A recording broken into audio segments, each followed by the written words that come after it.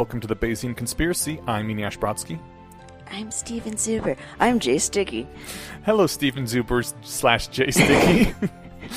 Steven Zuber is not with us tonight because of some life commitments he had. Aww.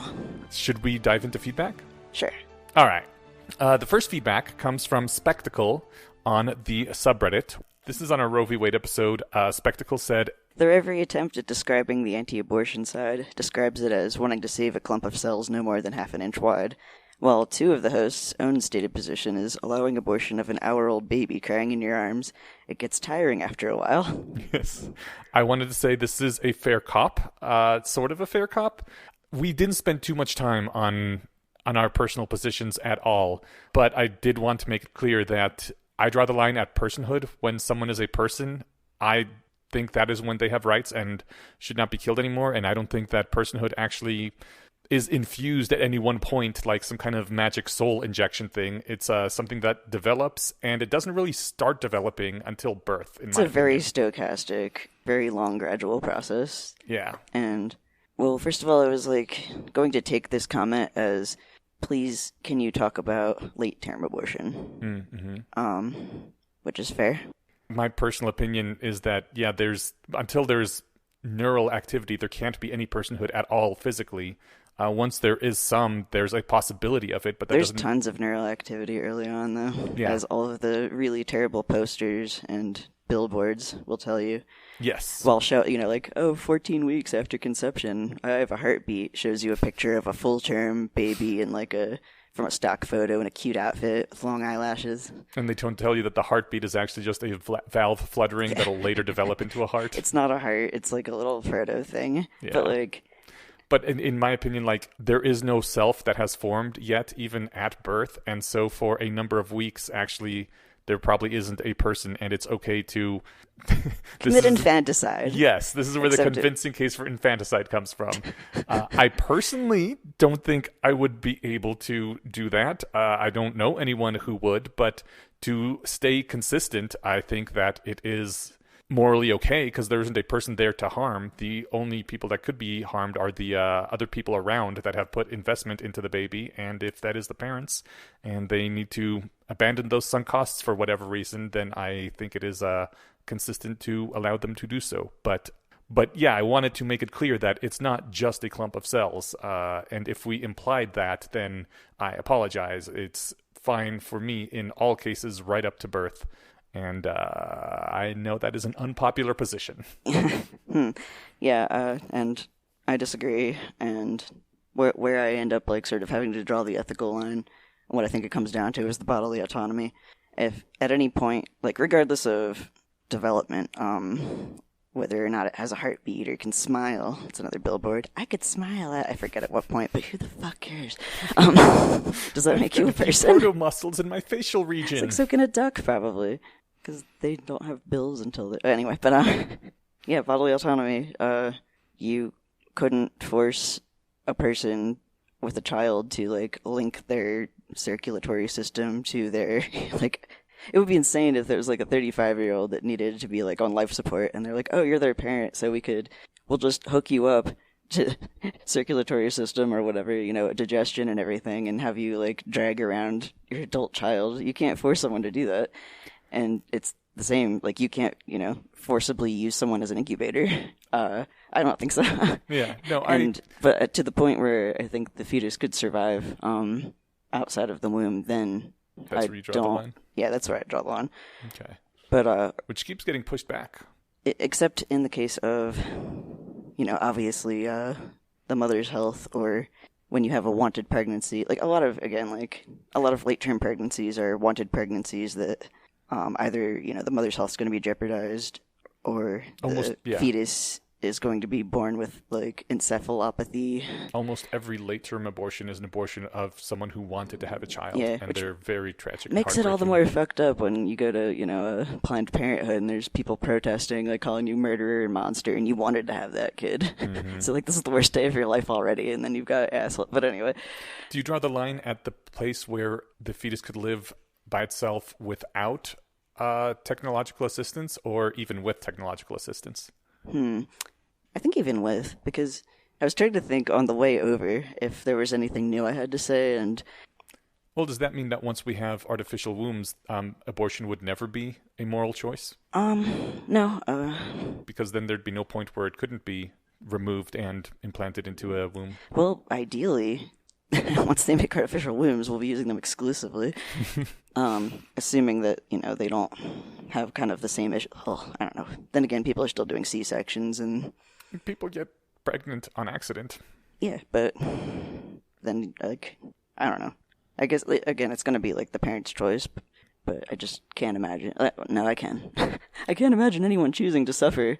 I'm not sure the bodily autonomy thing works that much because, I mean, you said it'd be ridiculous to make a parent get hooked up to their 35-year-old child, which is true, but, like, we do require that parents give up their autonomy to take care of children. Like, if the kid's 1-2 years old and you aren't taking Bodily care of autonomy. you get pulled in for negligence and sent, well, not necessarily sent to jail because then they lose their parents anyway, but if you are negligent, you're expected to give up autonomy to take care of kids, right? I'm talking about bodily autonomy here. I mean, do you not use your body? Well, yeah, also, like, I do think that it's completely insane to... The thing that it seems like these anti-abortion laws are especially angry at and trying to prevent is some irresponsible person who accidentally gets pregnant, doesn't get Plan B or an abortion, and then ends up carrying a baby for 8 months, and then it's like at the last minute, it's like, all right, well, like it's the last minute, I procrastinated. Yeah. Whoops. Yeah. But like, okay, I'm gonna Which punish never this happens. irresponsible person with parenthood.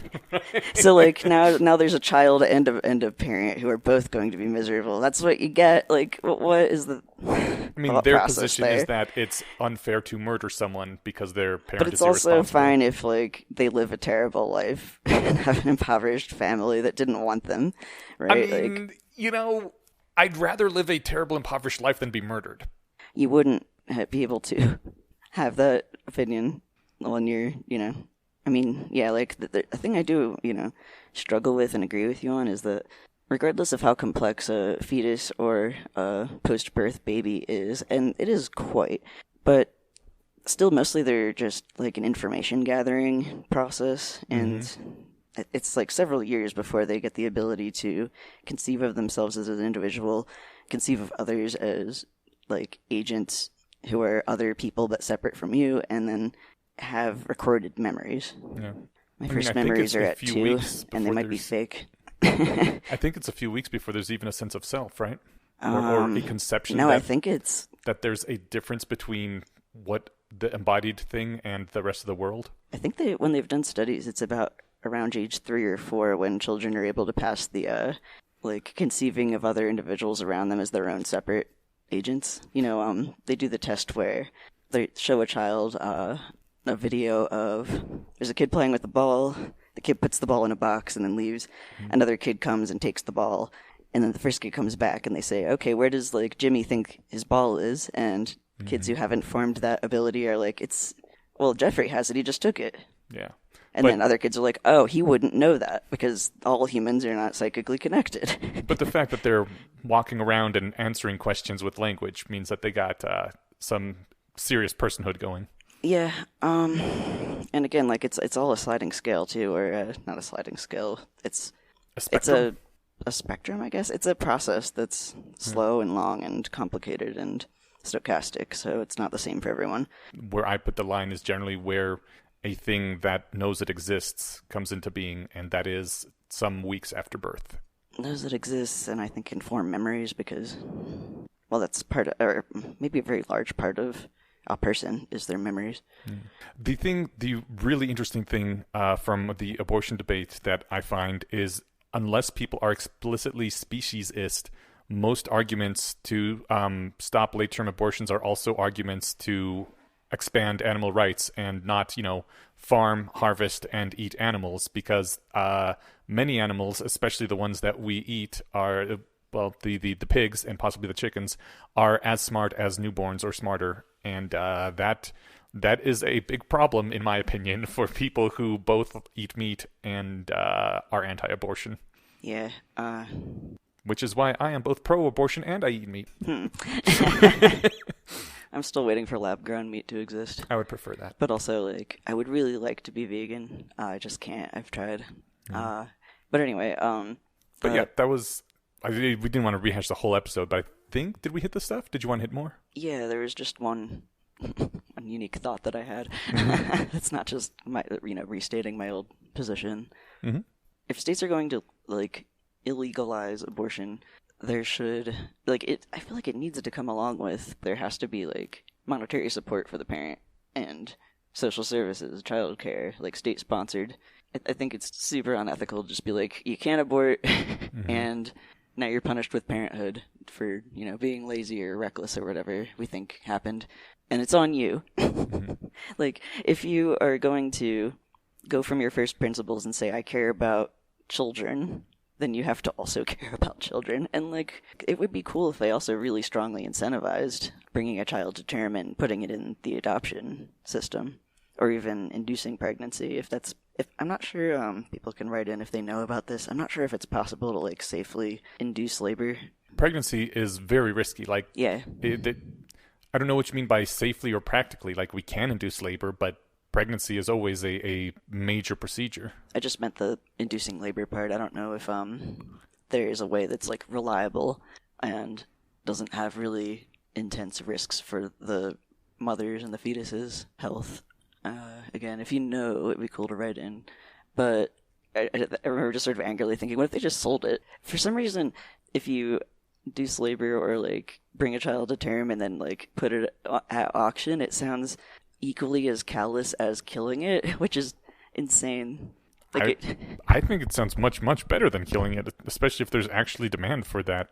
Yeah, if you're an actual thinking person, it would be like, wow, this is great. But, like, at first, if you're like, sell a baby, I'm sure there's all kinds of arguments against that. But, like, I think also one of the problems is that oftentimes so people will do that for, like, be surrogate mothers, right? Mm-hmm. And they get paid quite a lot of money for it. And I think all that is good. But the sort of children that are going to be aborted are generally, the issue is something like the mother's been using drugs or alcohol for quite a while. And that is one of the reasons maybe it went so long, and that baby is going to have a hard time finding people to adopt them because that baby's going to have severe developmental issues. To my knowledge, there's intense demand for kids, and that's sort of the situation for a lot of kids who are in the adoption system. But there's an intense demand for healthy white babies with good parents. Oh my fucking god! I Which actually looked into providing eggs or being a surrogate, and I was so disgusted. Because I was like, oh, good money, and, like, I don't know, like, I thought it would be interesting and cool, and then it was like, we're a, white Christian family looking for a healthy 20-something woman with blue eyes and blonde hair. Like, it was just, like, the most racist. Man, and they were, like, gonna subject you to an IQ test, a drug test, yeah, I was just like, oh god, they're actually looking for, like, a human incubator, and they're kind of like... Yeah. If you're going to pay a lot of money for a baby, you want one of those top-tier babies. God. Well, I think regardless of whether a state decides to illegalize abortion or whatever, also just it would be cool to just stack on top of that, like, a really strong monetary incentive to bring a kid to term and put them in the adoption system. Cool. All right, well, that was quite a bit of listener feedback. I hope that spectacle has been satisfied, at least to some extent. We also had a second listener feedback, which Stephen was thinking this would be really fun to touch on. Might take a little bit, but just to throw in on an episode that is otherwise going to be possibly shorter than usual. So we thought, yeah, cool, this would be a good time for this. Stephen got an email saying, I was wondering what your best purchases were to make your life easier, nicer, or less bothersome, be it physical or digital product services, individual purchases, or subscriptions. So, Jace, give us, maybe we'll do two each, but give us your very best purchase ever. Best ever. My lizards, or just my pets generally. Mm-hmm. Although my cat was adopted. And how come pets was your best ever? Because they're the one thing in my life that consistently makes me happy and gives me the motivation to want to keep living. And, aww. Like, I've been through really severe bouts of depression lately, and one of the things that, like, will get me out of bed or motivate me to, like, get a job or whatever is just like, oh, but I want to, get my cat treats and nice things. And keep my lizards alive and thriving. That's cool. And they just make me happy every time I interact with them, like, in a way that nothing else does. Yep. They're never going to be jerks. No, they're jerks. Oh, okay. I have a tokay gecko. If anyone knows about tokay species, they are the second biggest gecko species and the bitiest lizard in existence. And their bite is like a clamp. If they bite you, you have to actually get all 4 of their feet on a surface and then wait for them to release you, because you're not going to pull them off without taking your skin with it. Yeah, I'm not ever going to get that gecko. I'm not getting close to that gecko. But they're so cool. Their native color is powder blue with bright orange spots, and there's like... Anyway, yeah. I know, again, that's like I said, your mileage may vary. Yeah. So, but I've heard that a lot from people, that pets are great. I think my best purchase ever was my LASIK surgery.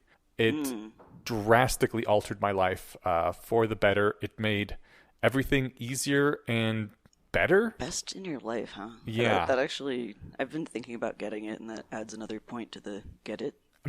There's so many things. Like, I don't ever have to worry about not being able to see because I lose my glasses in the ocean or whatever. I can always see, at least in any situation than any other human could.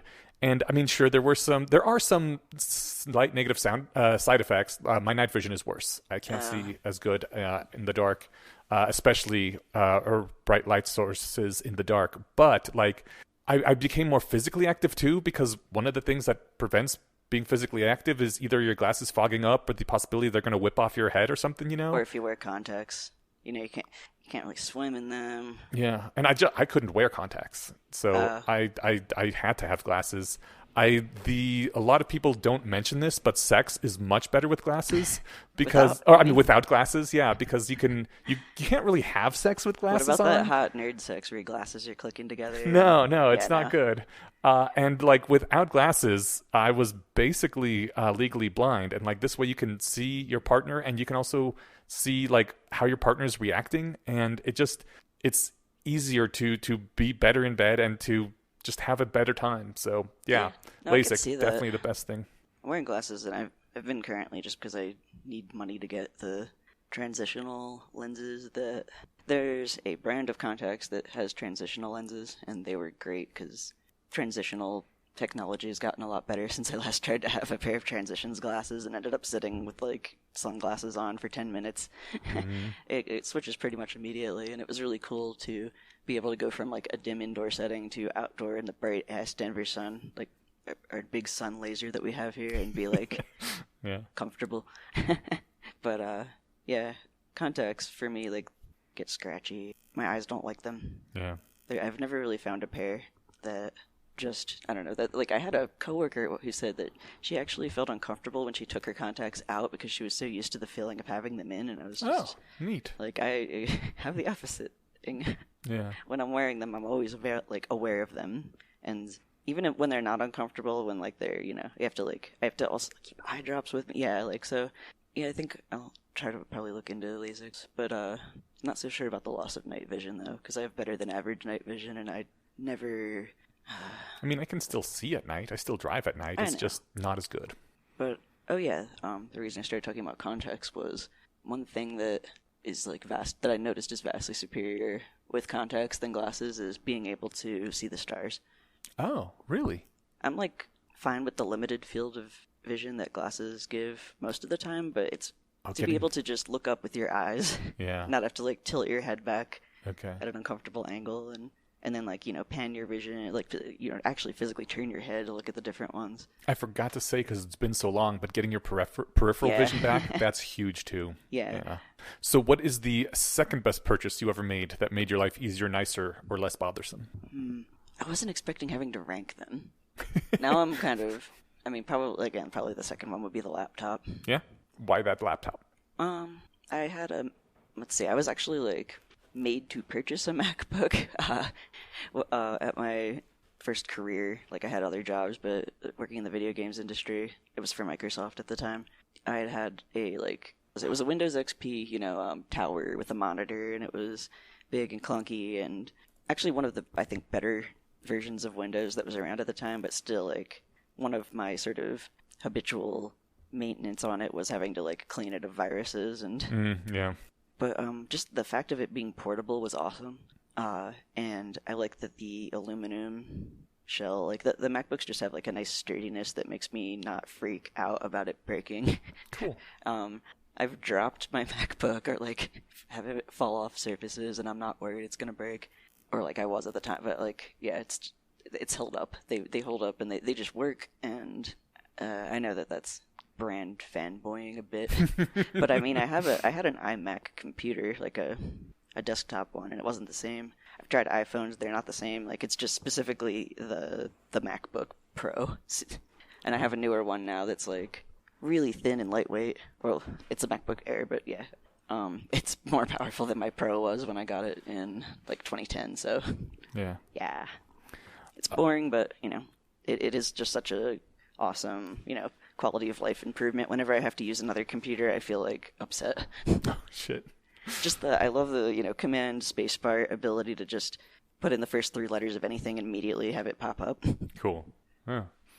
That actually sounds really cool. I've always been anti-Apple, but you make a very good case for it. This specific computer, I don't actually like Apple's other products. Oh, okay. Well, the command spacebar is a Apple generic thing, right? Yeah. Or at least Apple computers. Yeah, like you still get all the nice features if you have a desktop. You just can't carry it around with you, and I love being able to throw it in a backpack and or like just carry it around with me and not be worried about it. Yeah. Like I'm worried about it being stolen, but you know, what's your second most valuable? It was. Yeah. I think the person. Wait, what was their specific criteria? Best purchase to make your life easier, nicer, or less bothersome. Okay. Oh man. All right. This is gonna sound really stupid. Oh, don't worry, because my third one is going to be a Hitachi Magic Wand, but go on. Oh, I didn't know we were going to a third one. Oh, well, okay. We can go to a third one. I'm just going to have to think really hard and fast for my third. But my second one, I was going to say like internet or computer or something, but then you already said that, so I'm like, yeah, no. Plus, everybody knows about that one, Yeah, I kind of right? feel like that one is almost like, yeah, duh, like the person's looking for, I think. But MacBook, stuff they don't probably already have. Your MacBook Pro specifically is, you know, a good call on that side. And yeah, mine is super lame because everybody probably has this, but I would say easy disposable cleaning products.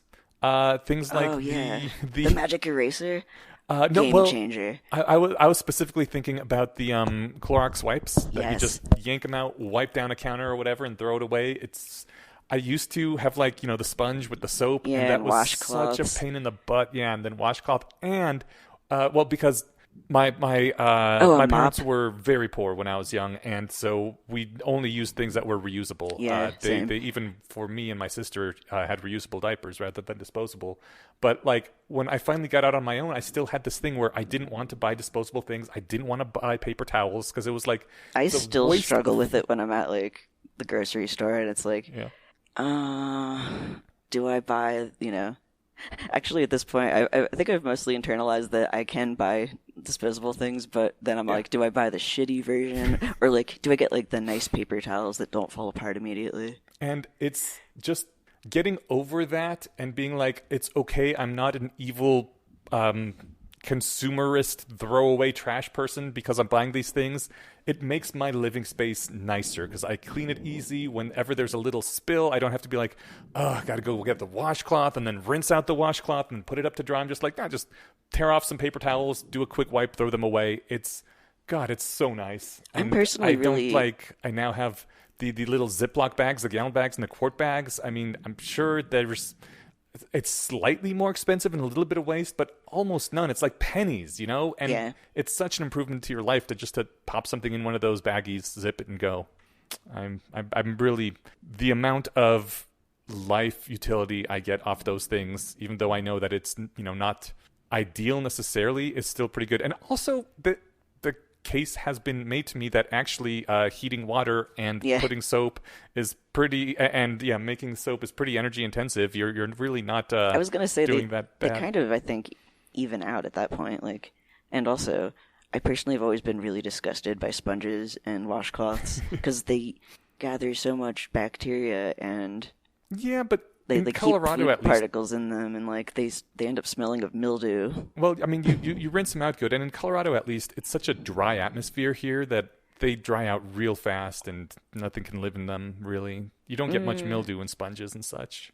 Well, I'm living in a basement again, and I've noticed okay. that being a problem again, and it's saddening. Yeah, but yeah, I was really surprised when I found out that a modern dishwasher, you break. Because some people were washing dishes by hand to, like, save energy or something.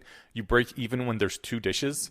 If there's more than 2 dishes to wash, it's more energy efficient to use the dishwasher than it is to try to wash them by hand. My new place doesn't have a dishwasher. Oh no, you're destroying the environment. Well, I was just upset about the lack of the convenience. Okay. And the fact that I can never do as good a job as a dishwasher would. But now I feel even worse, so thanks. Thanks for that. They're just amazingly energy and water efficient. Yeah. So, yeah. And there's a lot of things you can throw in the dishwasher. Mm-hmm. Anyway, just to clarify that You had Hitachi a Magic third Wand best purchase? was because I have really bad back and hip pain all the time. Mm-hmm. And just the plug-in classic Hitachi Magic Wand is better than any other like self-massage device thing or Really? like pain-killing cream. Huh. Yeah, like you just sort of, if there's a muscle that's hurting, you like stab it into the middle of the muscle and then just sort of hold it there for 30 seconds, and you eventually feel a sort of twitch, and that's it. So Well, shit. I doesn't might need to get me one then. completely remove chronic pain, but it makes it a hell of a lot more bearable. Cool. And I guess you could use it as a sex toy if you're the kind of person that enjoys a jackhammer on your genitalia. I'm very confused by how many people like this thing as a sex toy, because it's like a jackhammer on your genitalia. I guess some people are into that. I don't know. Mm-hmm. But I just like using it for its intended purpose. Cool. I did not know that was the intended purpose. I know, right? Like, I find it really funny that a lot of sex toys have to be advertised as like personal health / wellness device or something. Right. Still, in order for them to be legal to sell. All right, should we talk about a main subject? Our main subject today is this post about the aesthetics of effective altruism, basically. Guided by the beauty of one's philosophies, why aesthetics matter. Which makes the argument that aesthetics are actually very important for humans, and specifically for philosophies that are supposed to guide people's lives. Did you get a chance to read this? Yeah. Okay. I liked it. It started out with the person saying, like, all right, so Christianity, if you think of it, if you try to just visualize Christianity, what do you think of? And I got basically the same mental image as the author, because they posted a picture and described, I'm imagining cathedrals, stained glass, the smell of incense, the sound of a priest's voice, crosses everywhere, cross with Jesus on it, like, there's a lot of imagery you can pull, and, like, sensory data, I guess, sensory feelings. It's got massive aesthetic on basically every level that you can have aesthetics on. And then they said liberalism. And then they managed to pull an image that, like, I had an image, but it was, like, basically of people arguing in a online chat board, or, like, like, badly, I don't know, like, the news on TV and being upset. And then they were like, yeah, and then I can also imagine liberalism, the Statue of Liberty, the neoclassical style in our stately building. And I was just like, oh, they... I would not have thought of that. I guess, the Statue of Liberty counts, right? I liked the imagery that they pulled, because, again, like, I guess my association with liberalism is just opposed to conservatism and really tied up in culture wars and... Like, if you were to ask me what the Statue of Liberty counts as, I would be like, American nationalism, maybe? But they were talking about liberalism as, a philosophy that they said basically every major country has, which with, like, personal, like, people have rights, and I guess there's a constitution, and... Coca-Cola would definitely spring to mind. Oh, I didn't even think of, like, materialism. Consumerism, but oh god. Yeah. Yeah, I just thought it was funny that they, project, like... Coca-Cola, iPhones, cars. That's weird. That's all consumerism stuff. You're right, but that's what I think of when I think of Western liberalism. Yeah, I just think of people arguing and being also making the world a bit worse. Like people going into a little curtained area and putting a vote in a ballot box, even though that's not how it works anymore. Yeah. I also didn't think of, and I think the original poster didn't rate, like, voting, but yeah. So anyway, their point was, then think of EA, and I think of, I guess, the same thing. Like the only like really visual that I have for it is the EA logo with the light bulb and the minimalist font. Yep, that's what I was thinking too. When I think of EA, I think of a little wire light bulb thing with a heart in it. And that's a good logo. I'm not trashing that logo. No, the logo's great. But that's really the only like piece of imagery that I can connect to it, aside from thinking of like people I know who are EAs and like places I associate with it because I was at an EA meeting or whatever. Like, oh, for liberalism, I would also include rock music. Ooh. Yeah. Oh, that's a good aesthetic. Because I was just and the point that they're making here with the post is that EA doesn't have any aesthetic at all. It doesn't have a look. It doesn't have a architecture. It doesn't have a music. It doesn't have a style. It doesn't have anything to it. They said when you think of EA, you basically just think of graphs and charts, right? Mm-hmm. The 80,000 Hours website. Yeah. Yeah, like. And I agree with the original poster that I think aesthetics are important. I mean, someone with an art degree, but also having a positive association to something that does consist of, again, like with Christianity, it was like the kind of music, the beautiful architecture, the beautiful sculptures and iconography. Yeah. I mean, like, I have my own associations with the specific Christianity ones, but I also kind of struggle with, oh, man, I like the aesthetic. Yeah. And they, some of the aesthetic. They try to make the point here that aesthetics really are important. It's not just a, thing that you can ignore if it takes up too many resources, because their ultimate point being that effective altruism is actually less effective because they ignore aesthetics and the importance to aesthetics. They say that a billionaire who agrees with effective altruism may pride themselves on thinking that they don't care how interesting an essay is, as long as it's correct and impactful, but they will be less likely to read a dry and boring essay. I mean, and that's one of the reasons Scott Alexander's essays were always so popular, right? And Paul Graham's, because they're interesting to read. Mm-hmm. And the post says, put differently, the aesthetics you need depend on your target audience, but there does not exist a possible target audience for which aesthetics don't matter. They're absolutely everybody aesthetics is important to. They even point out that office aesthetics can... Oh, God, they can make such a difference. Yeah. I've spent most of my life in soulless, gray cubicle farms. And, they're functional.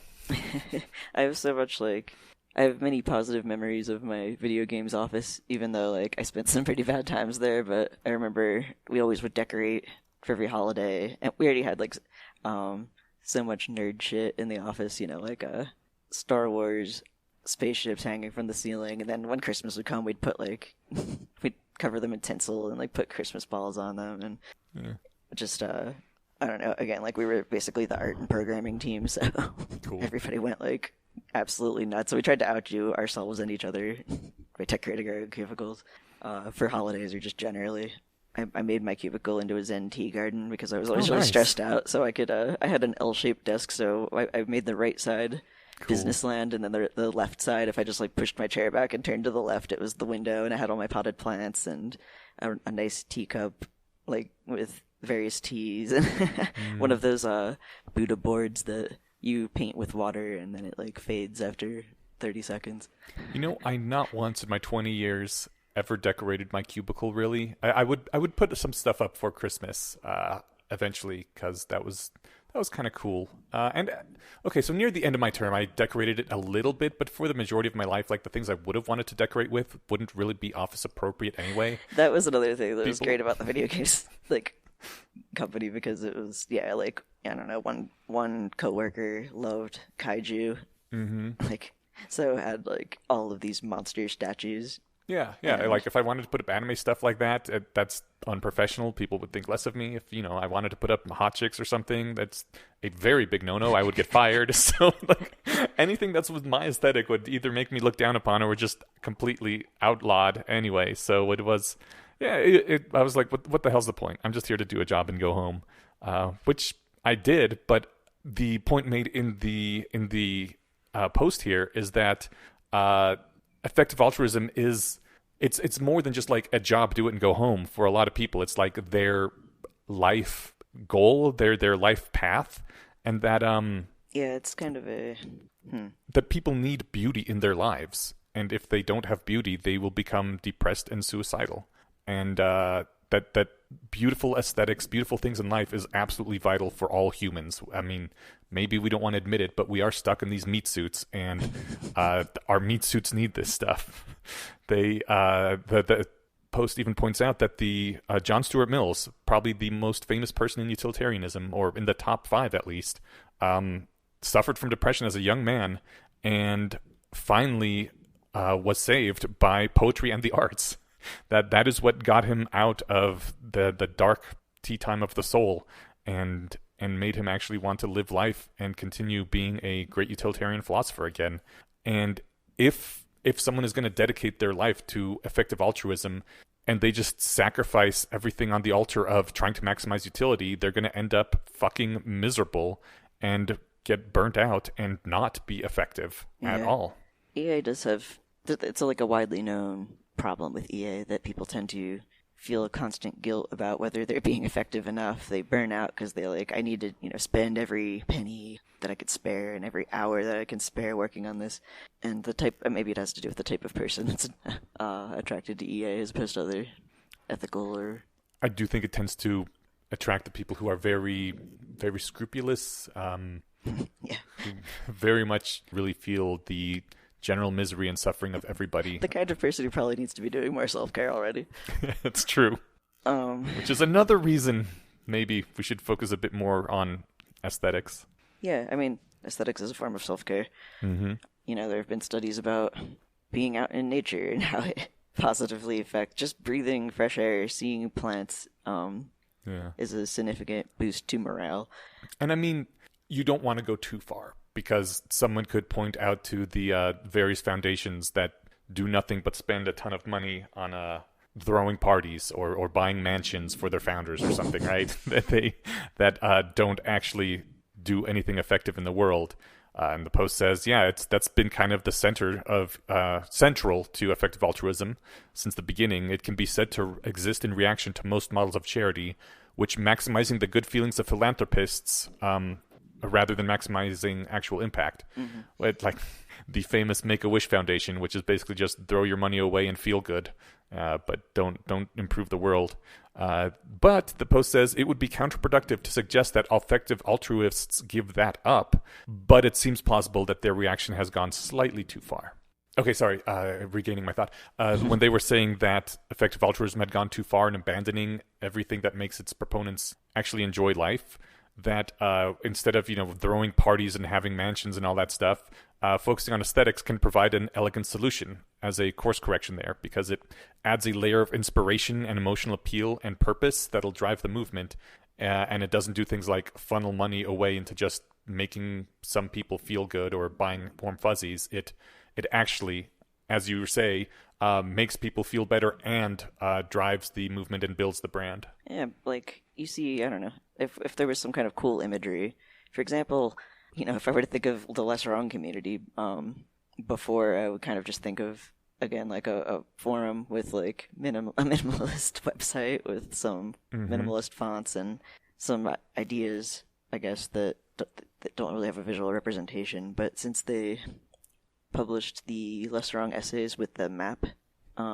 aesthetic, and like included it on the website, like you know what I'm talking about, right? I do now. Yeah, for a second I was like the map, and the I'm like, terrain map, right. With but like, what was it? It was a the map of the Mississippi Delta as it changed over the years, I believe. Yeah, and color. It's really beautiful. If you haven't seen it, I'm sure probably if you're listening to this podcast, you've seen it. But now when I think of Less Strong, like, and I have the books in my house, and when I go to the website, I see the art, and it's now it has just that one, piece of art added significantly to sort of my, like, oh, Less Wrong. Yeah, it's like that picture of the map, I guess. I don't know. It's hard to explain, but like I have more of a positive affect.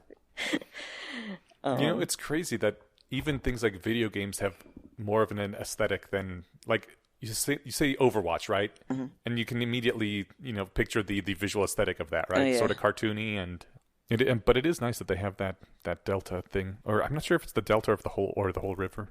Yeah, it's beautiful. Like it's something that I want it on a T-shirt. Like I would blow that up and make a print of it to hang on my wall. And that's just one piece of art. It's very cool. Yeah, the other thing that the post points out is that aesthetic is necessary for marketing. A bit of an aside, but I have to point out that while they were explaining this, they included a photo of North Korean propaganda with the tag "North Korean propaganda is the best propaganda." And I'm looking at this picture, and it's like farmland with a big dude floating in the sky, throwing rice at the viewer. And for some reason, there's regular rice, and then there's some giant kernels of rice that really confused me. I guess, hey, do you want to not literally starve is pretty good propaganda. Especially when you're literally starving. Yeah, but anyway, as far as sort of, I think, yeah, just like getting your brand out there. People remember images.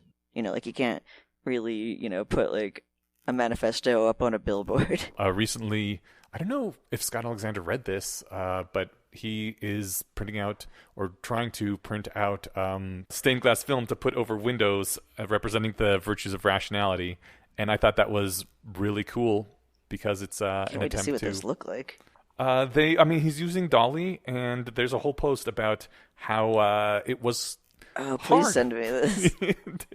Another really awesome thing about having aesthetics is that it would provide a way for people who aren't sort of in the same niche to be able to become a part of the community. If they were to hire artists and say, I don't know, architects, if we had some kind of town hall of EA or something, like writers to write poems, that's including more people that wouldn't maybe traditionally have wanted to be part of the movement or like want to be, but we're kind of struggling to figure out where they could really fit in and help. Yeah. I remember, you were working for Disney, but you do a lot of art stuff. You were working for the art aspect in Disney there, right? At that point I had changed to game designer, but I was also like a junior artist and programmer and social media marketer, and so yeah, I was still doing art. You did the logo we have for Bayesian Conspiracy, which is amazing, and one of the best commissions I ever got.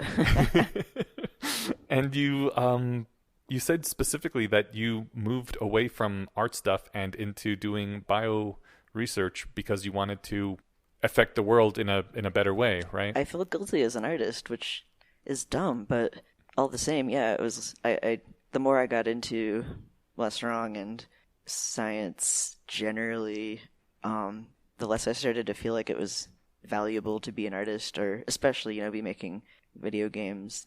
Which, like, and again, I say it's dumb because I remember many times throughout my life, even recently, when one of the things that gave me quality of life was playing video games, reading books. Yeah. Looking at cool art. I still do these things, and they still provide a lot of value. Many of the most memorable parts of my life are things where art was a core part of the experience. A lot of people are in effective altruism or rationality because of Harry Potter and the Methods of Rationality, which is, again, just a piece of art. Yeah, that's right. Just in quotes. Yeah. Yeah, like Eliezer himself said that he was, I think the word he used was something like annoyed that so many people found Less Wrong through Methods of Rationality, as opposed to, reading the sequences. Really? I can't remember the exact wording, but it was something like, there was some frustration there. Like, it took me writing a Harry Potter fanfic to get people interested in AI alignment or something like that.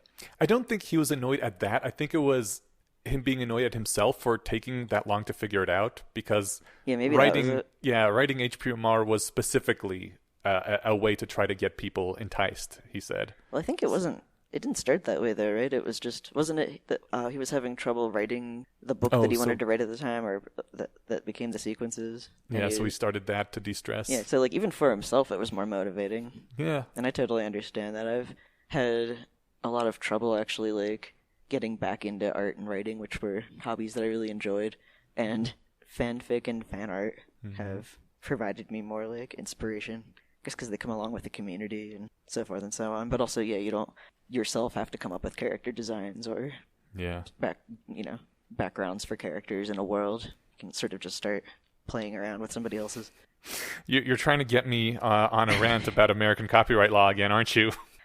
Oh, man. How fucked up it is. That's another thing I think of when I think of liberalism. The mouse and how he's destroyed American copyright law. The little TM in a circle, ruining things. But no, back to happy things like aesthetics. What's the next thing I have in my notes? Oh, that our true desires are typically hidden by the fog of daily life and bodily needs, and we need to be challenged by a novel, a movie, or a painting in order to understand what these desires are.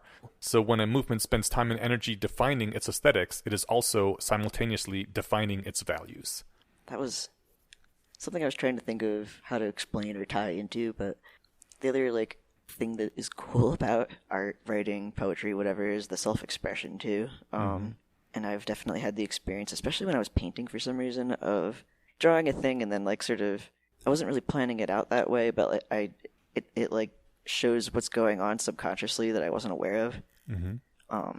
Definitely, I think that, well, like, one of the reasons people like art is people see themselves in it. Or, you know, like art, but also, dance, writing, all the things that art encompasses. People identify with, say that they're like a really devout Christian, art that emphasizes the values of Christianity and I guess sort of the feeling of being a part of a community and all that. It is hard to explain, but I think everybody knows what I'm talking about. Yeah, you need something. I go back to Harry Potter and Methods of Rationality because it's the primary real aesthetic thing that we have, right? And pretty much in any rationalist circles, you can mention something from there and people will get what you're trying to say. And it makes for good shorthand often. Yeah, and it's like a jumping off point for, you know, people who are, like, the first time I would go to meetups and not know anybody, it's definitely like a thing a lot of people have in common and could talk about.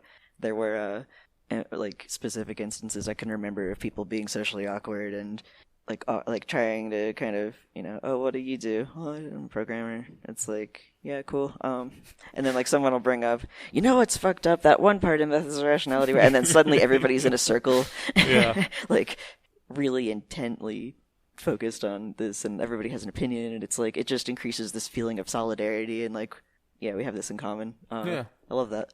And it gives you things like any Christian can basically mention the prodigal son, and you know what they mean. And most rationalists could say something like, that's not cheating, that's technique. That's something Professor Quirrell would do.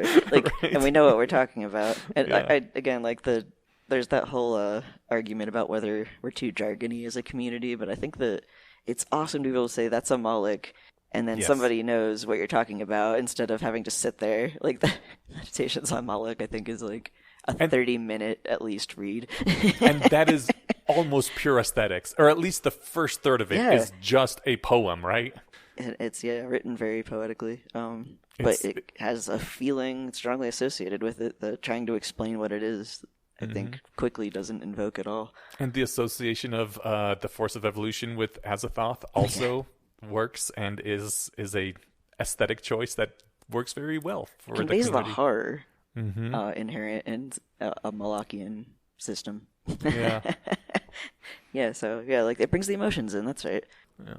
The post also points out that sure, aesthetics are a symmetrical weapon, meaning that good and evil can use it equally well.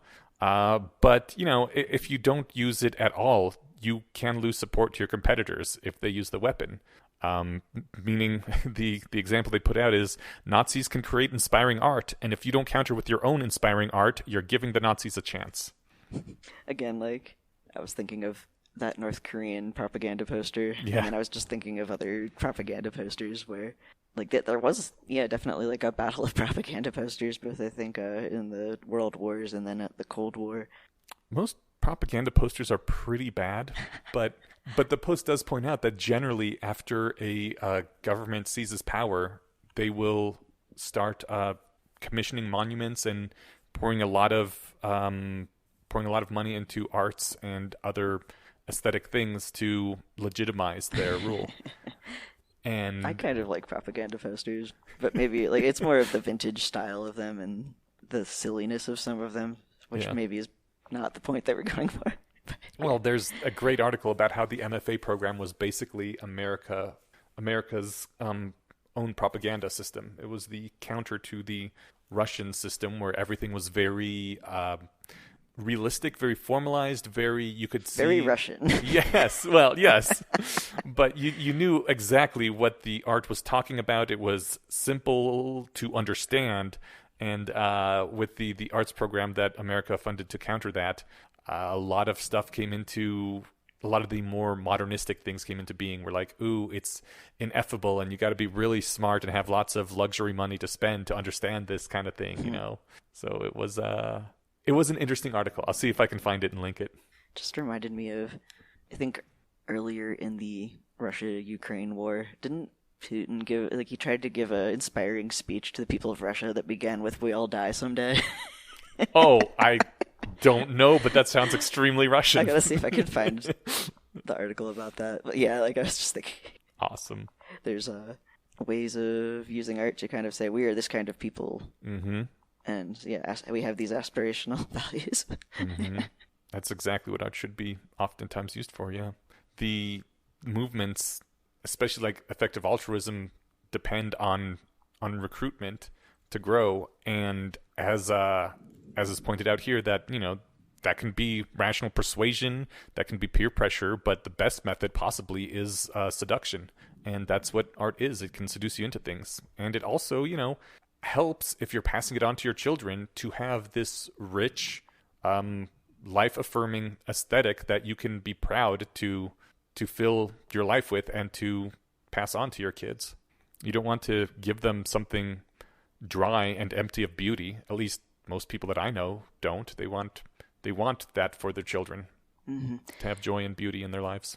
Yeah, and I don't know, even like I found out when I think when I was in middle school that my dad's actually an atheist, or he describes himself as agnostic, but I mean then makes fun of religion. So, but he like kept that from his kids and like had us all go to church on Sundays and be raised Catholic, because one of the reasons was he wanted us to have that community and that like aesthetic. Like he thought it was important. Yeah.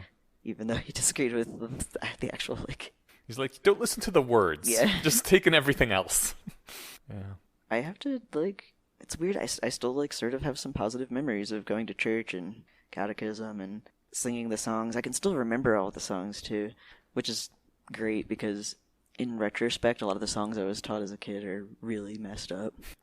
I have almost no happy memories of growing up Jehovah's Witness, but Jehovah's Witnesses specifically had no aesthetic. Yeah, like wasn't that part of the ideology? You know, like you don't celebrate holidays or birthdays, and like we don't, you know, we're not frivolously dancing around. We don't singing songs and they looking don't, at sculptures.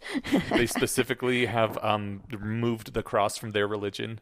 It is idolatry, or it definitely there's a whole is. Explanation for it. No, but I mean in Catholicism they go nuts. Like they're spending way too much money on church. Like even as a kid, I remember also having that like, okay, get dressed up in your nicest clothes to go to church, and like but Jehovah's the amount of expense that was like put into obsessively decorating. Where again, even as a kid, I was like, isn't the whole point that we're like going to hear the word of God? Like, what's all this? Yeah, Jehovah's Witnesses were supposed to dress up nice for church, but it was bland nice. It was, you know, like. Yeah, this was trying to outdo your neighbors. Like, it wasn't any nice. of that. Yeah, just, you know, nice dress, a suit, that kind of stuff, but don't go crazy. And the churches were literally called Kingdom Halls, and they were basically any meeting room you would rent out from anywhere, you know? Oh, man. It was just That's got its own kind of aesthetic. And beige, and it was terrible. The music, I do remember the music, but the music, I found out later, was ripped off classical music that they just put words to, stuff that was in the public domain from like Chopin, Bach, that kind of era. And I was like, oh, that's why the music was good. When I was mentioning the kids' songs, one of them goes, I just want to be a sheep, ba, ba, ba, ba. I just want to be a sheep, ba, ba, ba, ba. I praise the Lord my soul to keep. I just want to be a sheep, ba, ba, ba, ba. I don't want to be a Sadducee. No way. I don't want to be a Sadducee. Because they're so sad, you see. And then it continues to do the I just want to be a sheep, and then makes fun of other Bronze Age people. Did they tell you what a Sadducee was? At the time, like, no, I was like... Just evil people. You just memorize the song and you sing it like a sheep. Like a good little sheep. Cool. I eventually found out where I was just like, okay, none of these, like, Bronze Age tribes even exist anymore. Right. I just thought that, like, I don't know, as a kid, I was like, oh, I guess these were people that were real sad and that, like... Maybe they were thinking ahead. They were like, you know what? The Goths came back. we gotta nip the Sadducee trend in the bud. It should be Canaanites, right? Yeah. Anyway, I just want to say I did find the "We All Die Someday" thing. It wasn't Putin. It was like TV host, and it was about nuclear war. Oh. It was about the Ukraine war, but they were like, "Don't worry, viewers. Nuclear war would be okay because we're all gonna die someday." As they were discussing the idea of the war spreading. Send that on to me and I'll put it in the show notes. Yeah, this is great, actually. Oh my god, yeah. And terrible. So the sheep baba thing reminded me that in the post it's pointed out that there's a difference between mass market appeal and elite appeal in aesthetics, and you usually can't appeal to both with a single product. Sometimes, maybe, very rare. I think the very rare cases where that does happen are remembered. Things like Godfather and The Matrix and Billie Eilish too, I think, had both elite and mass market appeal. But generally, things is going to go one way or the other. It's going to be, The Shape of Water or Transformers, and you're not going to like both.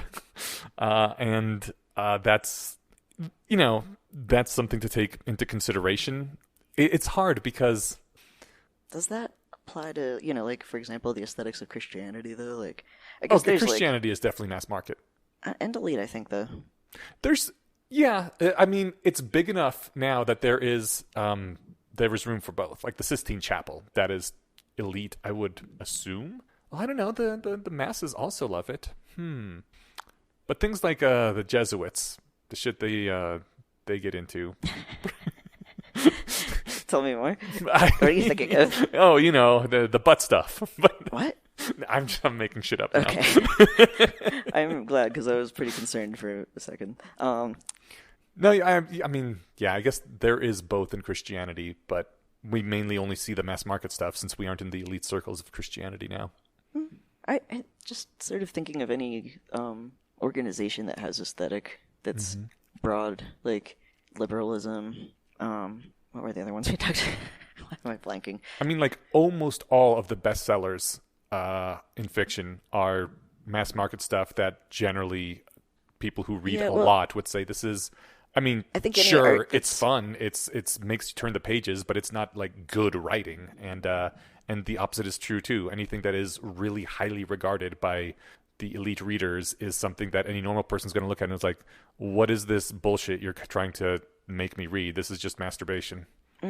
Okay, I think that this might just be more of a problem for, like, you're talking about movies and books that are actually, like, specifically created to make money. Well, I mean, that's part of the problem. Stuff aimed at the elites doesn't make money unless the elites are willing to spend a whole lot of money for it, which they generally aren't. I think of, like, elite art as being incredibly expensive, and that being part of the point of it. Well, after you die, yeah. The artist doesn't make any money. There's, like... I don't know. There's definitely artists that make a ton of money by, like, being considered highbrow and their stuff being very valuable while they're still alive, but... I tend to think that that's less of a problem with, like... I mean, I'm going to show my own prejudices in this case, but I think oftentimes that's less due to, like, the quality of the art and more due to the quality of the social network of the artist. And, yeah.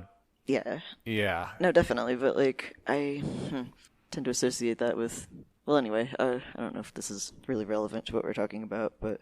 I mean, I'm trying to think, like, even music, that's where you get the hipster thing from, right? Isn't generally what defines something as elite, its inaccessibility to a wide range of people, whether it's a pair of, high-heeled shoes that are covered in Swarovski crystals that are $7,000, like, or just a piece of music that is unappealing generally.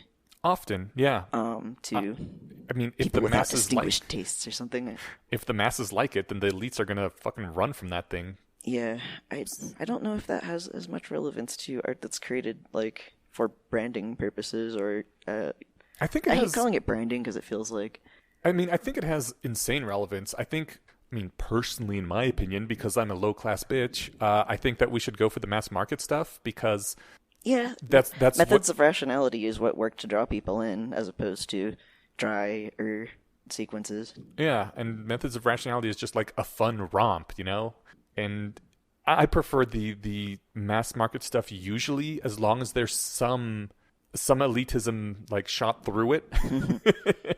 I don't like total trash, but I admit I am a trashy bro. So I think it'd be I the thing is, like, if you're making art for the elite, that is when you pull in the elite people, which gives you prestige and status and a whole lot of donor funds, possibly. So I think EA is a movement for everyone, though, or at least sort of, yeah, maybe like who we should be targeting if we're considering, aesthetics as marketing are people that aren't already part of the movement. Again, like just saying that like bringing, commissioning art will bring artists in and people who like art, who, I mean, even like even me as an example, like I felt like I was a less valuable member of the community when I was a professional artist, and like I had less in common with people in the community. I think the art should be for the community, basically, because that's the people who are already here. That's the people who are dedicating their lives to it and who need their lives beautified. They are the people that are going to decide to pass this on to their kids or not. And I guess that would mean looking at your community and seeing what sort of art they want. Like, I personally don't like the idea of trying to reach out to people, because then you're making art that you think other people will like, which means you need a committee or you need market research or whatever, and that usually leads to inferior art as opposed to making things that you enjoy making.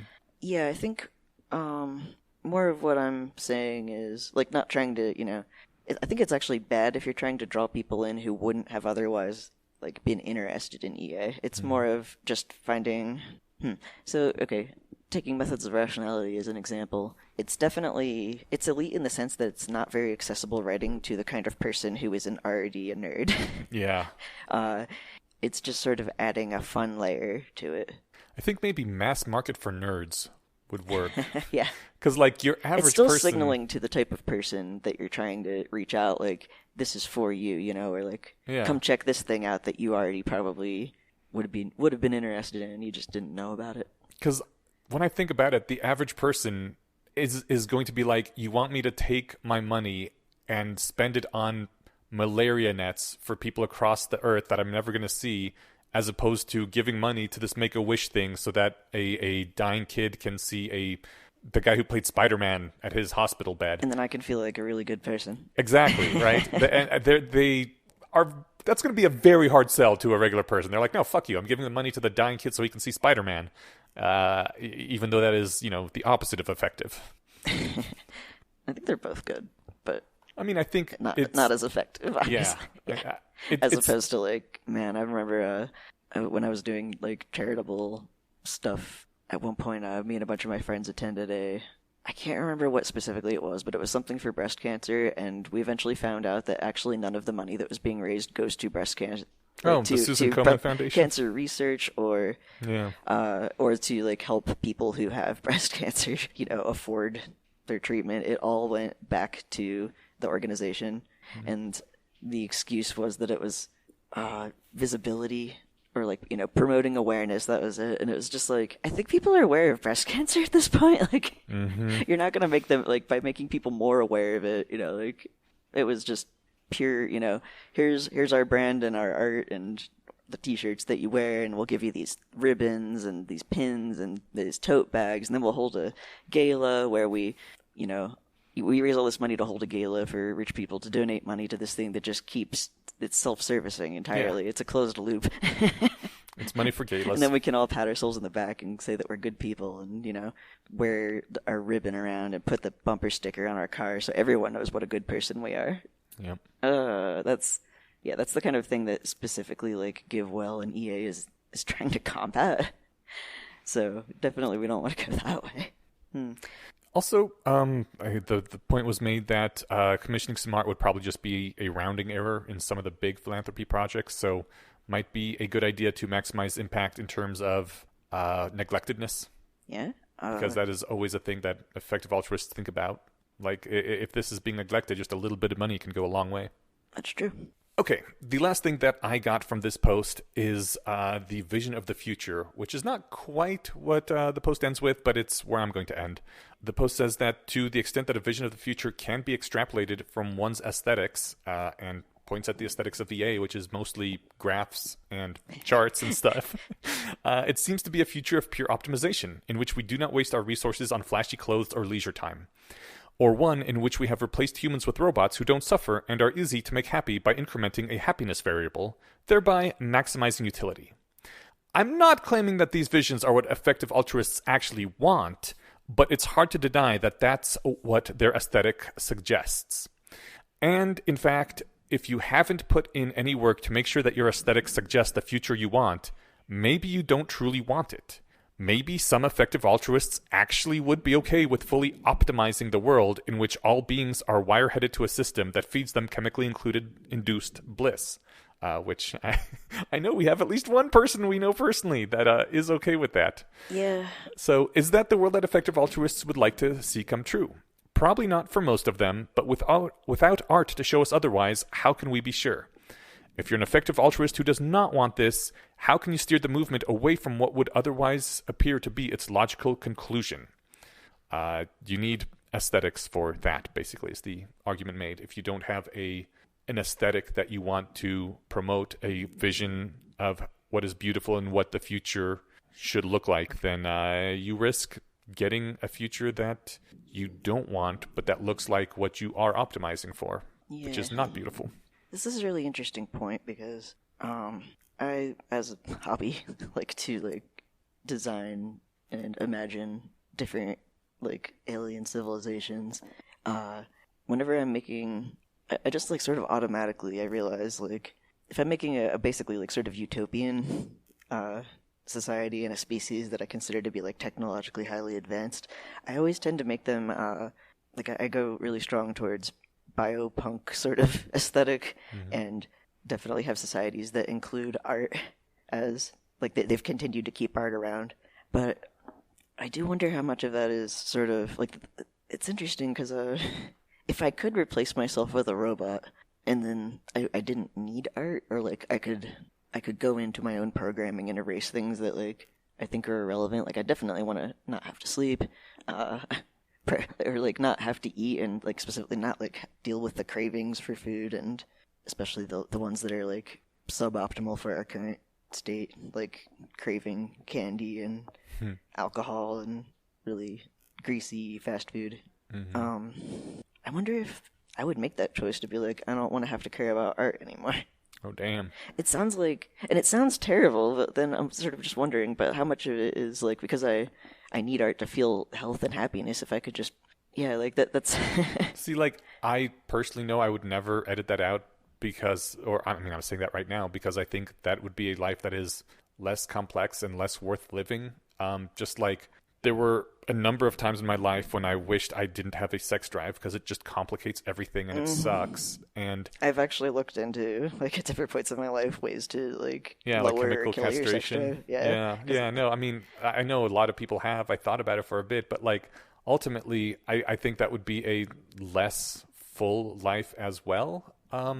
So I'd like to keep those just because they do make things richer and deeper and more complex, and I wouldn't want to get rid of my need for art any more than I would want to get rid of my need to get laid. I don't know, I have mixed feelings about it, and I wonder how much of that is just sort of that same guilt that I was talking about that kind of pushed me to change my career into medicine and science, where I just end up feeling bad by instead of spending money on this video game, I could have given it to the poor or whatever. I'm a bad person for caring about my own desire for aesthetics or whatever. But I do also wonder how much of it is just, again, I know that these, I know self-care keeps me healthy and makes me more effective, so I can minimize my guilt about it by remembering that. But if that weren't a thing anymore. Right. If you could be healthy and effective even without that stuff. Yeah, maybe, I don't know. Like, it would be interesting, and this just feels like sort of... I think a quote that keeps rattling around in my head that I really like is someone saying, "I don't want to be the part of my home entertainment system that eats and shits." Which, that is not a life worth living, but the opposite extreme is also, I think, not great. I don't want to be reduced to just the thing that produces material goods and like, I feel if I could be replaced by a robot, what's the point of me anymore? Yeah, I mean, it's kind of where I'm coming to. I think I'm really intrigued by the idea of what it would feel like to just, reprogram your brain to get, like, a craving for and then a dopamine reward from working really hard and then, like, giving all that money to GiveWell. Well, I mean... But, like, when I was saying I design alien species, like, whenever I've designed a species that was purely efficient, it was always sort of a dystopian ant colony type society that didn't seem like it was, like, whenever I would, like, describe their internal experiences, they were always incredibly simple and insect-like or just, completely divorced from individuality and pursuit of happiness, where I do think art provides that self-expression and that individuality, that sort of, like, having a species that is interesting and complex, and that seems to be good in of itself. I'm like, again, certainly, I think intelligence is valuable, and reducing yourself to a cog in a machine, again, like, makes you less of a person, like you're saying, and I think there's something valuable about that. There's a really fascinating story by Seth Dickinson, who I love, called 3 Bodies at Mittani. And he allowed me to do an audio version of that, so I did, and I'll link it in the show notes. But basically, these people looking for existential threats find a colony of humans who are on a hell world so hellish that the only way they could survive is by editing out all those things that we were just talking about. All that they do is create economic values so that they can, have food and live and shelter, right? Because any extra resources that they would spend on anything else would just lead to being wiped off the planet. So they've turned themselves into basically that, and ultimately the people decide to the 3 people looking for existential risks in the universe decide to genocide the race because they're like, this is too awful. It's a really interesting story. It's short. I would recommend it. I was actually thinking of that, and I couldn't remember where that, like, species came from, but I remember listening to your audio recording. I should definitely link that. That was really good. But I think that it was the moral quandary of the story, though, right? Like, it wasn't made clear whether you were supposed to think that was the right decision or not, because I think, if I'm remembering correctly, this species did basically live like ants, but they'd also self-edited to be happy and, like, fulfilled and doing their menial work and, like, sort of, doing enough work during their prime. Wasn't it something like that? Like, and when then, like, someone was no longer voluntarily net productive, dying, they would immediately suicide themselves and be very happy for it. Yeah. And then when actually speaking to, like, a representative of the race, they were saying, like, we have every right to live our way, and we're happy with it. Like, why would you wipe us out of existence when we're happy and when fine? And like, are we less valuable as people because we're like this? And that was actually, like, I don't know. Like, it's a great story. Yeah, and I don't know. Like, and then it's sort of similar to, like, wireheading to me in a different way, because that's what I'm worried about. Like, I keep thinking I would like to just experiment with, like, it's like, I'd really love to, once I have my amazing robot body, be able to turn off, needs to sleep, needs to eat food, needs to be entertained. I think... But I'm worried that I would, like, get to the state of wireheading, basically. I think Wes would and then not want to turn it back on. That society is a wire-headed society, basically, that the people are always happy doing that to survive, and so that would be an optimal society as well. Like, it's just the other side of wireheading, right? Where instead of just sitting around and being happy and blissful, you are doing stuff. It actually sounds superior to wireheading. Yeah, I mean, in my opinion, it Why? does too. I mean, at least then you're getting some exercise, right? But I wonder again, like, now I'm like, would a society, like, if everyone's making themselves as happy and fulfilled as possible by, not only optimizing society so that there's not poverty, disease, war, and then like continuing to advance scientific research. Like maybe it is better. Maybe I'm okay with that. I don't think I am though. I think it just comes down to that sort of erasure of individuals and diversity. Okay. We value what we value because we value it. No, I think I can make an argument for why. Like again, like when it comes down to that, then it is sort of like there's no reason that the first species should be able to wipe out the second one in Mitanni. I mean, you can't objectively say this is a better society and like this one is bad. So I kind of think you can, but what really always made me think twice is that it's easy to imagine this society, that's full of beings that are less human, I guess, less interesting, less complex, less beautiful, because they don't have art, they don't have music, they don't have, sex aside from what they absolutely need to procreate. They're stripped of everything that we recognize as having other values. But it's easy to think of that. You can also think of it in the other way. There could be species out there that have greater appreciation of things than we do. And I always think of this like as a, angels maybe, or if an actual like God, Jehovah style thing exists, that could be a being that has as much more ability to appreciate beauty and complexity as we do to the people at Mitanni. And, in that case, I'm like, maybe I is this a bullet that I should be biting? Where like maybe it would be right for him to wipe us out in order to keep his more beautiful existence going, and maybe Christianity has a point if this was true, that we should all just live our lives in subservience to him. And then I think like, fuck that shit. But but it's a thing that kind of trips me up, where I again, like, keep going back to this. When I designed alien species, my favorite one to write for is basically that, like, their level of technology is indistinguishable from magic, but they they create like hyper art that we couldn't even imagine, and I like specifically always write them with like a really powerful sense of humor. Like they think everything is funny, cool. And are constantly like they're mischievous, and it just I don't know. And they're like incredibly empathetic too. Though, like I've had them visiting other societies and interacting with other sentient species on their own planet, and they have just this sort of love for them. Like they're these children that they're really excited to see, them grow in sentience and technology, and that like they will help people out in ways that they think will guide them in that direction. Yeah. But I assume they are not threatened by those species, though. They don't have to worry that the lesser species like humans are an existential risk to them. They're, as I think they said in Three Worlds Collide, a great angelic power.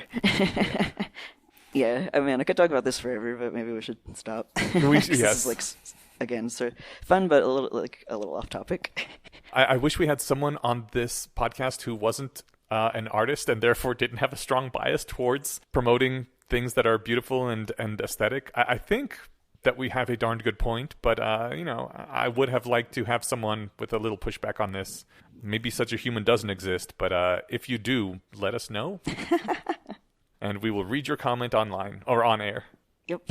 It would be interesting to see if anybody has like a strong counterpoint, because I'm already sort of not quite sure if, again, I'm just valuing things I value because I value them, or if there is like utility in art.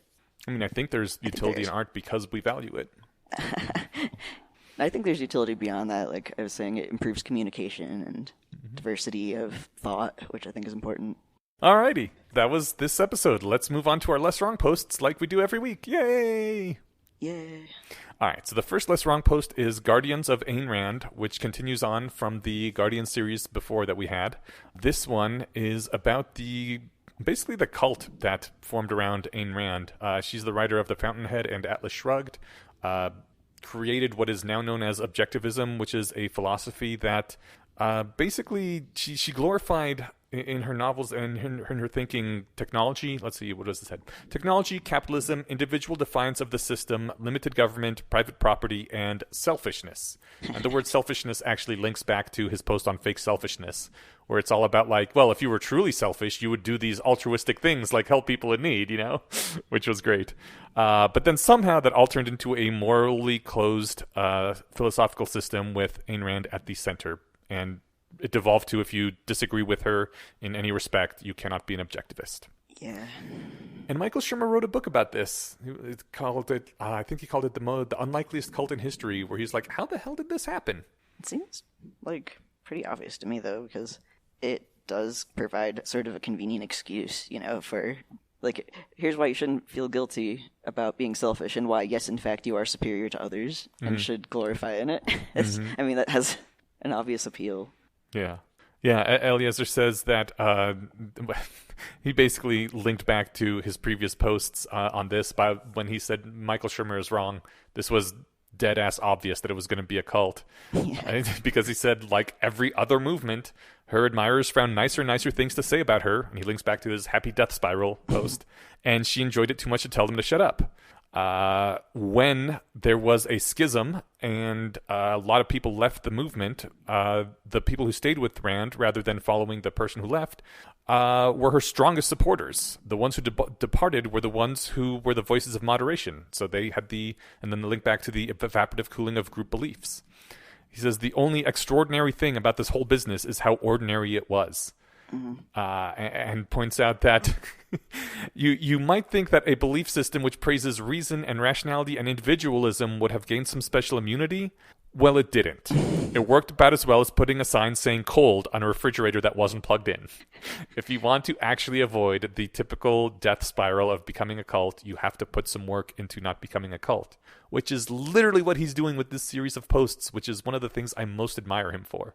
Because he was like, look, don't form a cult. Apparently, these things are gaining some attention, and the writing is charismatic, and people are liking it a lot. Be very, very careful not to ever, ever, ever form anything close to a cult around me. Here's how it happens. Here's why it happens. Here's what you should look out for. Here's some examples of how it went wrong in the past. Here's probably how we could prevent it and what we should be doing more of. Exactly. And then it worked. Yeah. Basically. As far as we can, determine. Yeah. Some people still think it's a cult, but some I'm people not convinced. Call it a cult. I'm assuming either jokingly or else because they're idiots. I think they just don't know what the definition of a cult is, or just don't actually know what it looks like on the inside of the community. Mm-hmm. But they just see people that believe a thing they think is very weird, and that often live in group homes, not realizing that San Francisco makes that a necessity. And they think, well, these weirdos are obviously in some sort of a weird cult. They've got their own weird language that we don't understand. Right? They're trying to form their own weird aesthetic here. Telling you to give money to this shady organization. Good. They're taking it away from good dying children and giving it to Africans. What was I going to say about the... my brain just... okay, it was, whatever else I have to say about Eliezer, I find that really admirable, to be the person saying, hey, as the person who could very easily become your cult leader, I am coming forward to be like, yeah, let's very early on before any of this starts happening, I am going to personally be the one that's going to rail against it. It was fantastic. I do have one thing I want to pull out that made sense within context, but the main point that we're hammering on doesn't really apply to this. He's when talking about Ayn Rand's cult originally and her focus on rationalism and stuff, he points out that there's no sign that Ayn Rand knew about Bayesian probability theory. And then he says, that's not quite fair. Atlas Shrugged was published in 1957.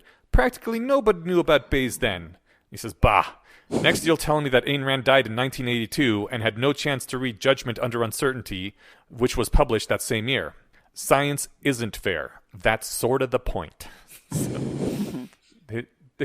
The point being that, you shouldn't have a closed system because science does improve, and yeah, maybe it wasn't fair she knew that, but that she didn't know about those things because they hadn't been published yet, but what the fuck ever, This is why you don't be hubristic and make a cult and think you know everything. Yeah. This reminds me of my dad not trusting the scientific method, because doctors are wrong sometimes. No, you know what? Doctors have been wrong about a lot of things, so therefore we can't trust them on anything. Expertise is a lie. And it's like, no. Man, that sucks. That was a bummer. The litany against gurus is the next post, and I mean, it was short. It was kind of a litany that says gurus suck. I just scrolled down and saw you put only one note. Oh, that one, and it's TVH, kind of lame. In my opinion, it was kind of lame. I mean, there's litanies that we remember. There's the litany of Gendlin. There's the litany of Tarski. Those are both great litanies, and we repeat them. But the litany against gurus has faded into obscurity because it was kind of lame, as far as in my opinion, and I think probably the community's opinion, since it faded away. But that's okay. They can't all be hits. A lot of doing great things is just doing a lot of things, and the ones that suck, you let go, and you keep focusing on the good ones and iterating on those. Yeah, I don't think this sucks. I kind of like it. It's just, I don't think it's as memorable, or what's the word I'm looking for? Like, impactful. Mm-hmm. There's definitely some sequences that I can remember almost word for word, and are ones that I remember being like a whoa moment, and this is just sort of like, yeah. Cool. Okay. That was a cool litany. All right. Okay, cool. Well, I'm glad you liked it. My tastes are obviously not everyone's tastes, and maybe I shouldn't have just harped on how lame it is. It was not to my liking, but it was apparently pretty decent. I don't dislike it. I just just don't have like, whoa, like, read this. I think I would never give this to like anybody. Like, hey, you got to read this. Right. Yeah. I wouldn't recommend it or promote it or anything. So, shrug.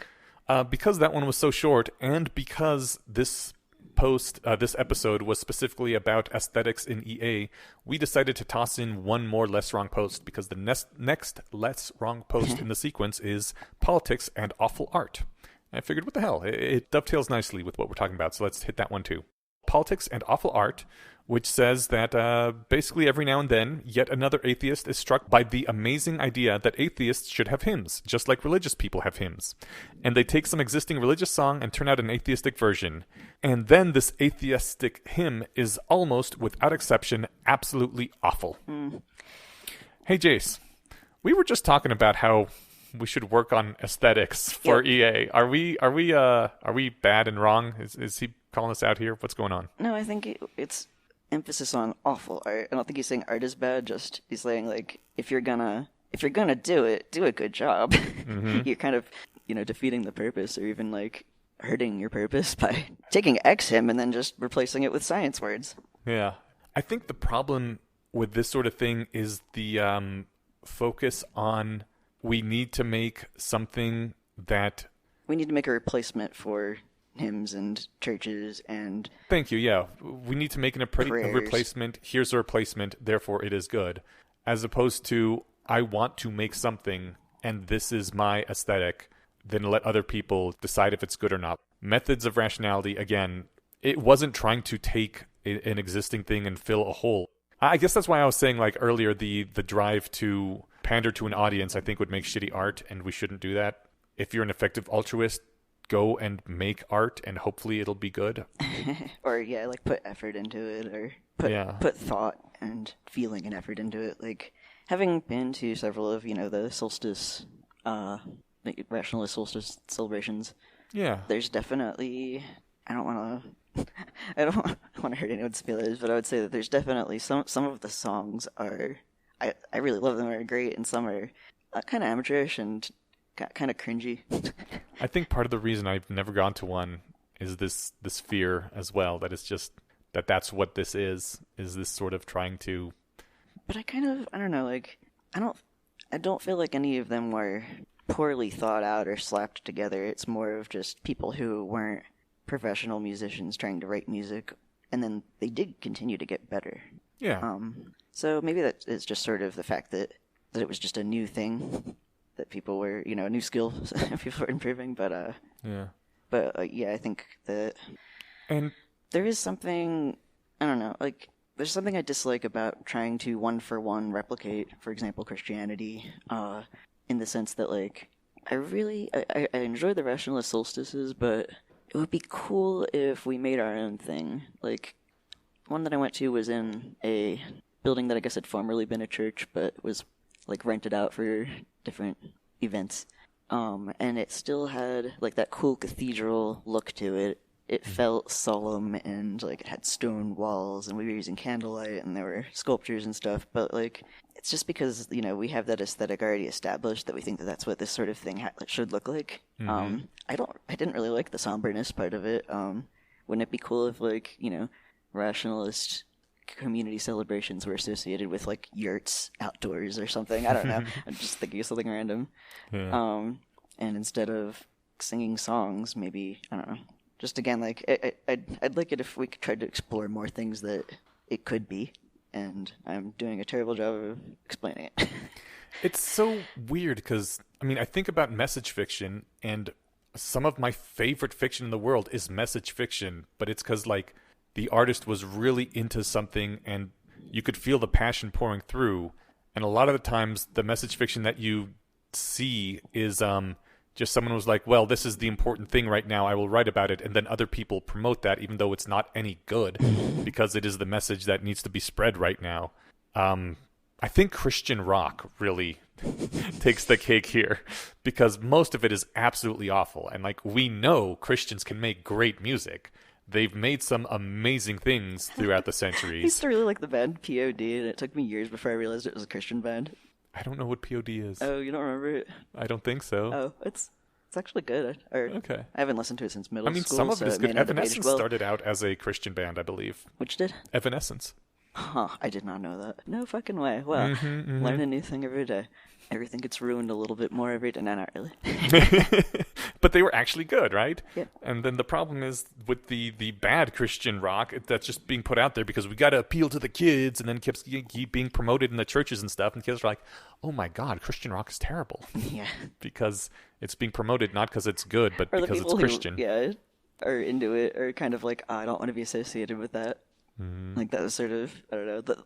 I'm remembering some stuff that I saw when I was, like, in the skeptic atheist community that was, like, people just sort of rewriting prayers or, like, Christian poetry or, like, making songs that were, as Eliezer said, just intended to land a delicious punch on the enemy or affirm the great truth. And then I was just like, I wish that this wasn't a thing. Yeah. You know, like, Yep.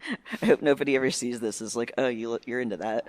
Yep. You know, like, yeah. And he says tolerating awful art because it does that delicious punch thing is a sign of an effective death spiral entering the supercritical phase, where you can no longer criticize any argument whose conclusion is the right one.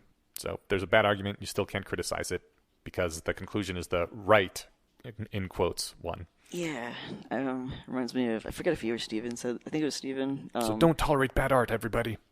Like, being upset when you hear somebody who's actually on your side but is making a terrible argument. Yeah. Being like, no, Yeah. you're making us look bad. Yes. I also read a great point. I didn't read the whole post, but a great point made by, gosh, I don't even remember who it was right now. Somebody on Twitter. Well, I mean, they had a Substack, but I saw it on Twitter.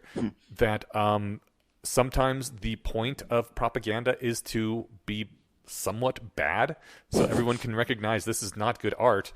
But the fact that you have to say it is good art in public reaffirms the power of the state, because everybody knows it's bad, and yet everybody is still saying it's good and knows everyone else is saying it's good, because if you don't say it's good, are you speaking against the state? Are you going to get disappeared here? Like, it's a show of force to let something bad be put out there, and people have to say it's good anyway. Yeah, I agree with this, except for there's like a thing on the margin that I was trying to get at earlier. Like, the use of the word tolerance of alpha art, and I'm kind of imagining, like, say there's some, like, kid in high school who loves Les Strong and is, like, you know, like, drawing Right. bad anime-style fan art of Methods of Rationality or something. I don't know. And then, like, Yeah. do you go, like, tolerance is, like, do you, like, issue a cease and desist or you know, Right. People are learning. You always start off crappy when you're learning. Yeah, well, that's what I was saying about the music too. Like, also, like, I was gonna say, like, let's also make sure that what we're doing is not like stopping people from making art who want to make it. And I agree. That's a terrible term. He should have said promotion of bad art because, yeah, everyone has a right to make whatever art they want, and you can even say, it's good in its own way or whatever. You should tolerate all art, but the annoying part is when bad art is promoted. Like, you're forced to listen to it in church, and everyone is saying how great it is, or it gets put up for awards because it's saying the right thing. Even though when you read it, you're like, this isn't great. Yeah, I mean, I actually really hate like books that are popular or became successful, won awards or whatever, because it's like, but they had this book has a trans character and right, yeah, who has a disabled friend in a wheelchair, and yes. They punch the metaphorical or like the, I don't know, sometimes the literal Nazis. Yeah. It's like, again, like, that's the sort of, oh, you're making us look bad kind of thing. Like, as a trans person, I'm really pissed off at shitty, like, again, I don't really want to, like, name names or anything, but there's specific things I'm thinking of that I was just like, this makes me embarrassed to be a trans person. Now people are going to be like, oh, you're like one of those. Or, oh. God damn it. Yeah. Aw. So, yeah. Art, man. It's a whole thing. Maybe that's why they are trying to avoid it in effective altruist circles. They don't want to be accidentally promoting bad art, I suspect it's more the emphasis on effective and it, like, sort of needing to gain more wide approval or understanding as effective. Like, art, what I was trying to say is I think art is effective. Like, it has other good effects that, God damn it, I think we've gone on too long and I just can't form thoughts anymore, so I'm going to leave it at that. Let's wrap it up. For next time, our 2 Less Wrong posts are going to be 2 cult koans. Is that how you pronounce it? Koans? Koans? Cones? I don't Cones, know. koans, or koans? We'll let you know next time. Yes. And false laughter. We also have to thank a patron. Well, this one is Anonymous. Ooh, very sneaky. Thank you, Anonymous. Thank you for supporting us. I think it's actually kind of appropriate that Anonymous supported the aesthetics episode. That was pretty cool. Nice. Yeah. Thank you for supporting us.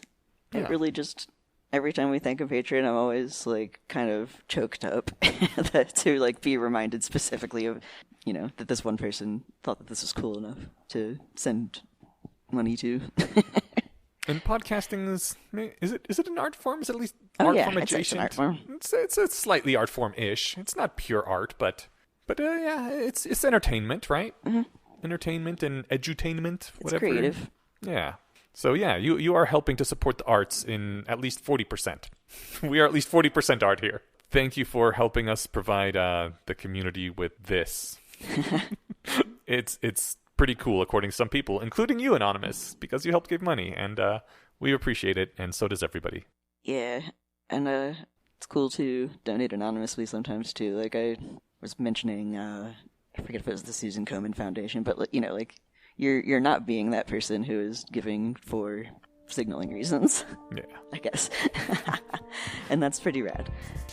All right. Yes, it is. All right, well, thank you for listening to us. Thanks, everybody. We'll see you in 2 weeks. Bye-bye.